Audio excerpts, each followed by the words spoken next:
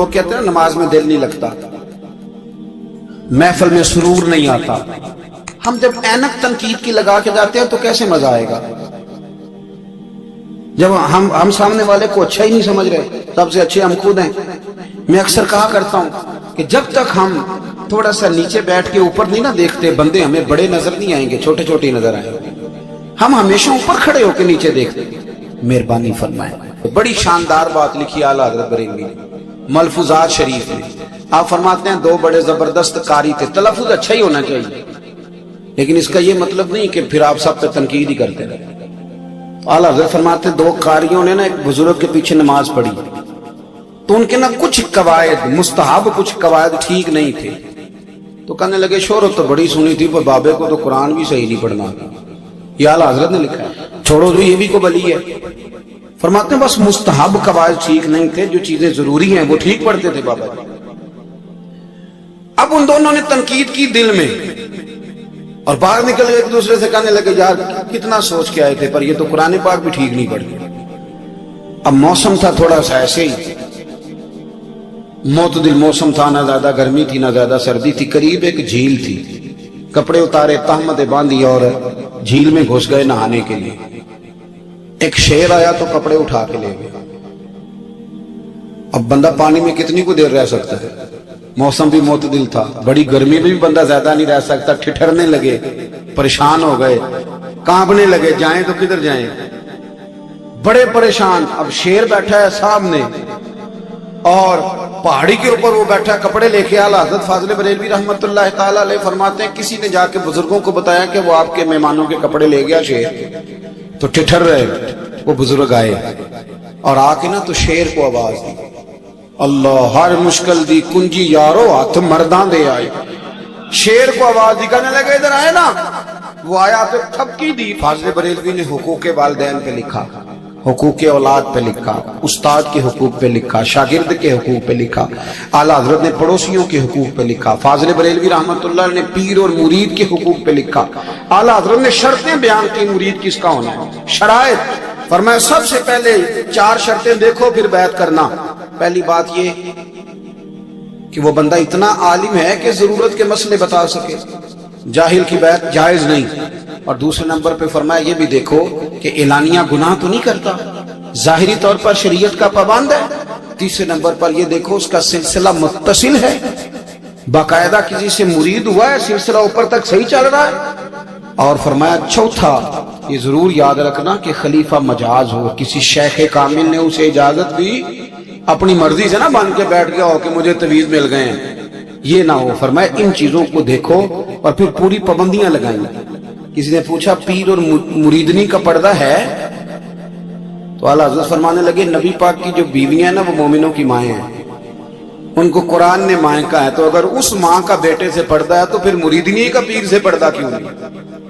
فرمایا واجب ہے مریدنی کے لیے پیر سے پردہ کرنا، واجب ہے. آپ کو ایک بزرگ تھے، انہوں نے اپنے ہاں جلسے پہ بلایا. جب آپ پہنچے تو وہ عورتوں کو ننگے منہ تعویذ دے رہے تھے. آپ نے دور سے دیکھا تو واپس آ گئے. وہ دوڑے پیچھے، کہنے لگے مولانا کچھ تو خیال کریں، لوگ کیا سوچیں گے، ایسے چلے گئے. تو آپ فرمانے لگے شاہ جی آپ نبی پاک کی شریعت کا خیال نہ کریں تو میں آپ کا خیال کروں؟ شریعت اسلامیہ کا خیال نہیں کر رہے، بے پردہ عورتوں میں بیٹھے ہو.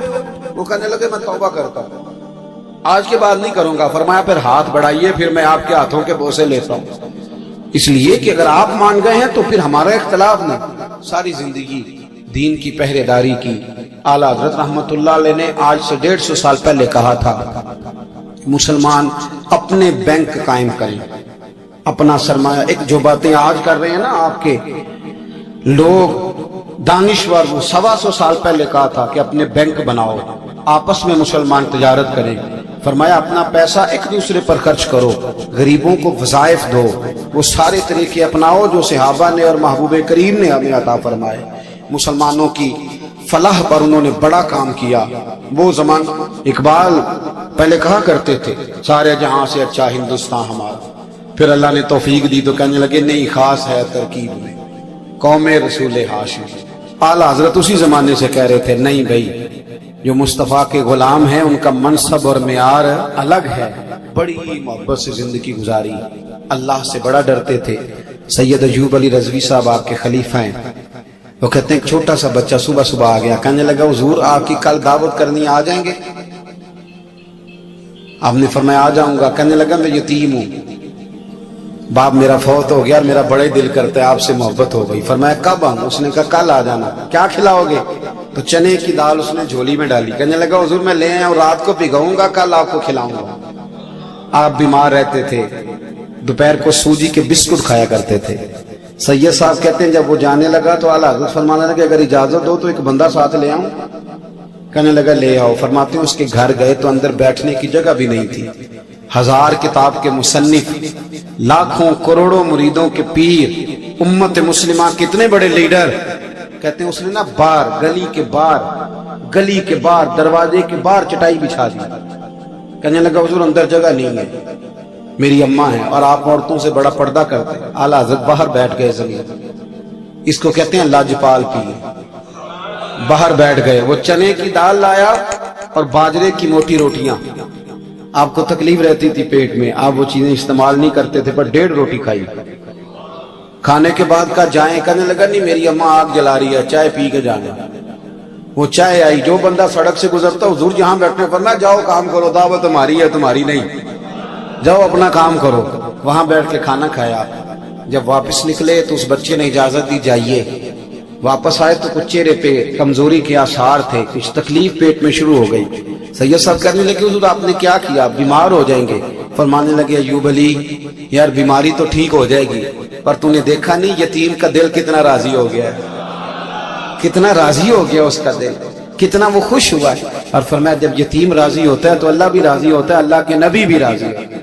بڑی پرہیزگاری والی زندگی گزاری۔ 3 باتیں ان کی زندگی کا اصول تھا۔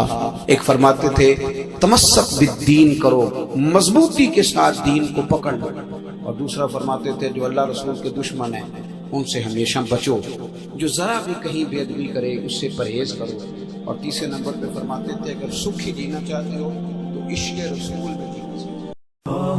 يا ضياء الشمس مهلا لتدعنا للغروب لتنير الدرب إنا لرشاد سنعود. يا ضياء الشمس مهلا لتدعنا للغروب لتنير الدرب إنا لرشاد سنعود. لتدعنا للدجى لها سنعود.